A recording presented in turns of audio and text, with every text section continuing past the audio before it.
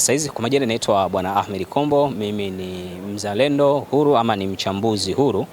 Nitumie fursa hii kwanza kumshukuru Mwenyezi Mungu mwingi wa rehema ambaye ameweza kuniwezesha mimi na wewe kuweza kuzungumza kwa pamoja siku hii ya leo, hususan katika nafasi kubwa ambayo ya kuweza kuyazungumzia mambo ya nchi. Lakini nitumie fursa hii kwanza kuweza kumshukuru sana Mwenyezi Mungu mwingi wa rehema ambaye amenifanya mimi na wewe kuweza kuwa salama, na alimfanya rais wetu wa Jamhuri ya Muungano wa Tanzania kuweza kuwa salama na kuweza kuwa na amani kwa ajili ya kuweza kupanga vitu vingi kwa ajili ya taifa letu. Jambo ambalo siku ya leo nitaweza kuligusia baada ya kumwombea rais wangu, Mwenyezi Mungu amfanyie wepesi katika mambo yake na aweze kuyasimamia ende vizuri. Jambo ambalo nitaligusia siku ya leo, kwanza nimpongeze rais wangu kwa jukumu kubwa kabisa ambalo ameweza kulipokea leo kutoka kwa tume ambayo yeye aliweza kuiunda. Hii yote ni kwa sababu ya kuweza kuangalia Watanzania ni namna gani wataweza kuishi, namna gani wataweza kujikwamua kiuchumi. Rais wetu yeye haangalii yeye kama yeye, anawaangalia zaidi wa Tanzania. Napozungumza anawaangalia zaidi wa Tanzania kwa sababu ndo watu ambao yeye binafsi rais wetu ameweza kuchukua dhamana kubwa aliyoichukua ni kuweza kuwahudumia Watanzania na kuhakikisha taifa linaweza kusonga mbele. Tumeweza kuyasikia mapendekezo ambayo yametolewa na ile tume ambayo iliyoundwa. Tumeweza kusikia mipango dira mpaka mwaka 2050, vyote vitu vingi tumeweza kuvisikia. Kama tumeweza kuvisikia, tunajua kiu kubwa ambayo aliyokuwa nayo rais wetu wa Jamhuri ya Muungano wa Tanzania Daktari Samia Suluhu Hassan ni kuweza namna gani ataweza kuwakwamua Tanzania. Nimeweza kusikia kipengele kimoja, kama nimesikia vibaya mnaweza mkanirekebisha. Kipengele kinachosema walizungumzia mfano wa kwamba mtu anaweza kwa mtu anaweza kaanzisha biashara akaachiwa kwanza kwa baada ya muda fulani. Kama nimeelewa vibaya kidogo mtaniwia radhi. Akaachiwa kwanza baada ya muda fulani. Akishaona amesimama vizuri kwenye biashara, utaratibu mwingine ndo ukaendelea. Lakini yote haya kusudio kubwa sana la rais wetu wa Jamhuri ya Muungano wa Tanzania, kusudio kubwa kila Mtanzania awe na kiu yeye mwenyewe bila kufosiwa ya kuweza kulipa kodi. Ndio kiu kubwa ya Rais Samia, na bila ya kodi asilimia kubwa miundombinu mingi automatically tutakwama. Tumeweza kumsikia alivyoweza kuzungumza, ameweza kuzungumzia swala la mikopo ambayo ameweza kuizungumzia, mfano kwa mikopo mingine ya nje na masharti magumu, masharti sio rahisi, ushanifahamu, na akazungumza kabisa kuna baadhi ya vitu kama miundombinu, baadhi ya mingine anaweza akazikaribisha sekta private sector, ushanifahamu, zikafanya majukumu. Kwa ninachojaribu kukizungumza ni kwamba nimpongeze sana rais wangu wa Jamhuri ya Muungano wa Tanzania kwa kiu kubwa na kuwanasihi wa Tanzania. Unajua anasema kwamba unapotaka kubadilisha mambo ni lazima kelele zitaanza tu. Inazungumza kelele lazima zitaanza, lakini alizungumza kwamba maumivu hayakosekani kwenye mabadiliko. Siku zote maumivu huwa hayakosekani, na ni kweli. Na ukiona unapata maumivu, wanakuambia wakati unapata maumivu basi jua baadaye utakuja kupata faraja baada ya ule mkono kupona. Kwa sababu tunapozungumza maumivu hayatakosekana, kwa sababu kuna watu wengine wanaishi kimazoea kama alivyozungumza Mheshimiwa Rais. Kuna baadhi ya watu walikuwa wanatumia mbinu za kupita mlango wa nyuma kwenda kuomba kupunguziwa. Kama wewe umeanzisha biashara labda ya kuuza kitu fulani, kodi anayolipa huyu na kodi anayolipa huyu, ina maana the same itakuwa ni kodi ile moja ambayo wote watafanya, ina maana haki itatendeka. Ushanifahamu? Na unajua hii ndio nia na ndoto ya Mheshimiwa Rais, kwa sababu leo hii sisi wananchi tumekuwa ni wataalamu sana kuweza kuilaumu serikali. Tumekuwa ni wataalamu sana kuweza kuilalamikia serikali tunapoona miundombinu imeharibika, tunapoona vitu vingi vimevurugika. Unakuta mtu anaanza kuilaumu serikali bana, hili kwa sababu hii ni uzembe wa viongozi fulani, huu ni uzembe wa viongozi fulani. Ni kitu ambacho ni lazima sisi tuwe wamoja, kujiunga kwa pamoja, ushanifahamu, kuweza kukimbilia kile ambacho kilichokuwepo, kwamba tumuunge rais wetu kwa ajili ya kuweza kupata hii miundombinu ya mashule, mabarabara na kadhalika. Tukiwa sisi ni mfano mzuri wa walipa kodi wazuri, basi hii miundombinu tunaona mibovu, mafuriko yanayotokea haya mafuriko ambayo tunaona Mwanza litokea mafuriko makubwa sana, hapa Dar es Salaam tunaona mafuriko makubwa sana litokea. Tukiiwezesha serikali tukalipa kodi kwa wakati na inavyopaswa, haya matatizo yote yanaondoka. Ila yanatokea haya kwa sasa kwa sababu kuna wengine ni wakwepaji wa kulipa kodi. Kama tukikwepa kulipa kodi, je, miundombinu tutaisimamia vipi? Miundombinu itaendaje? Kwa mimi nichukue fursa hii ya kuangalia, rais ameweza kuangalia ni namna gani Mtanzania ataweza kuchukua fursa hiyo ama ataiendea hiyo fursa bila ya jazba. Ndio maana akaamua kuunda tume, wakakaa kuzungumza mapendekezo yakaja. Kwa mimi niseme kwamba kongole kwa rais wetu wa Jamhuri ya Muungano wa Tanzania. Watanzania sasa napaswa tuamke.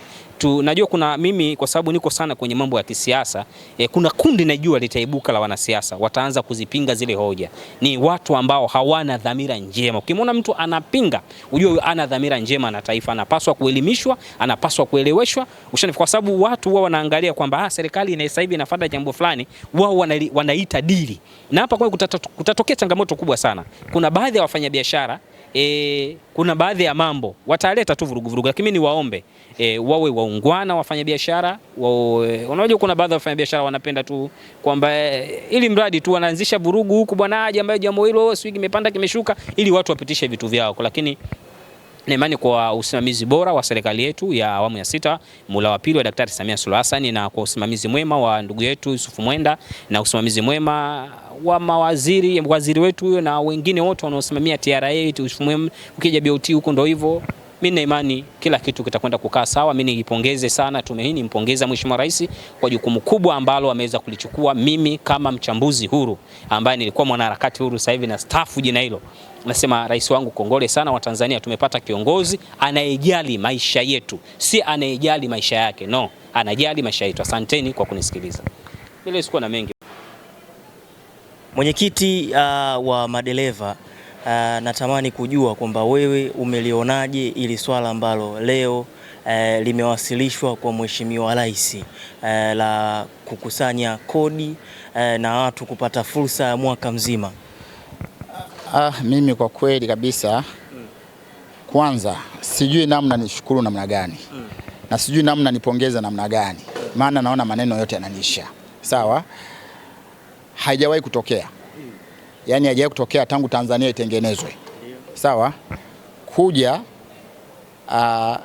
kwanza kutengenezwa tume ya kwenda kuona changamoto za wafanyabiashara na haza wanaweza kukutana nazo na kwenda kutafuta majawabu ya kwenda kutengeneza mstakabali ulio mzuri juu ya wafanyabiashara, lakini na kwa serikali kuwa karibu na wananchi wake. Hii ni jambo haijawahi kutokea. Kwa hiyo ndio nasema kwamba sijui namna nipongeze namna gani rais wetu wa Jamhuri ya Muungano wa Tanzania Dr. Samia Suluhu Hassan na jopo zima na ile kamati nzima iliyoundwa ambayo ya kwenda kufuatilia haya ya majibu yaliyoletwa. Kwanza kabisa leo mimi nawiwa sasa na mimi kufungua biashara.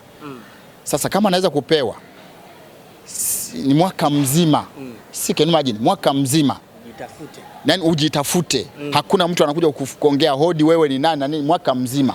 Sawa, siku 360. Tuseme siku 300. Wewe unajitafuta, tunajitafuta. Baada ya mwaka mzima uanze kulipa kodi. Lakini zuri zaidi ambalo mimi nimeliona kama mwenyekiti, mpaka nimesema na mimi nisibaki nyuma kumpongeza rais wangu, lile la kusema kwamba hata utakapofanya biashara mwaka mzima, umechelewa siku kulipa kodi, umekwama kwa namna moja ama nyingine, hakuna mtu anakuja kufunga mlango wako. Kwamba akaweka kufuri kama tulivyozoea, baada ya muda unaanza kutembea, unaanza kujiuliza hivi wajamaa wapo wanaanza kuchungulia. Hiyo kitu mama akasema hapana. Wacheni wa Tanzania kwenye nchi yao, watembee kifua mbele, mama yao nipo. Mimi ni Mtanzania. Mimi ni mdau wa maendeleo. Mimi ni muumini wa haki. Mimi ni muumini wa amani. Kwa hiyo kwenye hiki alichokifanya Dr. Samia Suluhu Hassan, mama yetu mpendwa, niseme mama kongole. Sawa? Lakini watake wa Tanzania sasa wachangamke. Wale wanaolia kwamba hakuna ajira, hakuna kazi, hakuna nini. Kazi hii hapo jiajiri mwenyewe.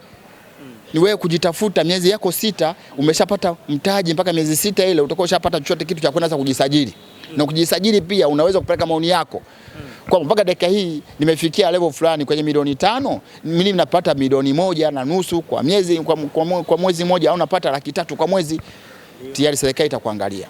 Kama imeweza kukuangalia kwa mwaka mzima bila kulipa, kwa hiyo inaweza kukuangalia pia kwa pale utakapokuwa umejisajili kwamba je, unafanana kulipa kodi ya kiasi gani iliyokuepo na sasa hivi. Kwa hiyo kwenye hilo sisi hatutii neno. Na imani sasa hata madereva wangu nao wasimamia, hususan chama changu cha Tanzania Long Distance Truck and Bus Drivers Association, tunakwenda wazao masafa marefu na wenye mabasi, madereva wa mabasi wanabeba abiria 65 kwenye nyuma alafu abiria umesinzia na wafika salama. Tunakwenda kuboreshewa. Kwa sababu kama mmeweza kuondoa mwaka mzima kwa wafanyabiashara, sisi tunabeba wafanyabiashara kwenda kukusanya hao mapato. Tuko kwenye hali gani? Kwa hiyo tuna imani kwamba atatia neno kwa wazao masafa marefu.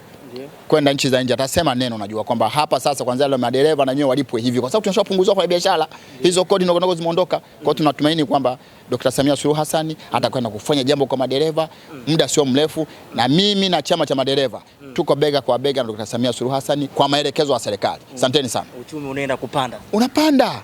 Yaani mimi nakwambia tumetoka juzi DRC. Sawa, tumepata fursa DRC. Hebu niambie sasa, unaambiwa kwamba wewe jitafute hapa, nenda kule Kongo kaombe eneo, halafu njoo hapa serikali ikopeshe mkopo, uende ukachime madini pale Kalemi pale. Pale Kalemi kuna dhahabu. Pale Kalemi kuna madini yale ya kutengeneza betri zote unazoziona za magari.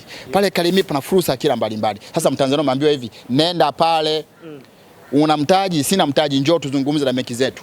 Waziri mkuu yupo, waziri wa fedha yupo, waziri wa viwanda yupo. Anakusupport mradi wewe ni Mtanzania, utasupport unaenda kufanya mradi wako pale Kongo, utachimba, utapata mtaji, utakuja hapo, utafungua kampuni, utalipa biashara, utaajiri wa Tanzania. Mzee, sina mengi ya kuzungumza, taharibu. Fursa hii. Fursa imetosha.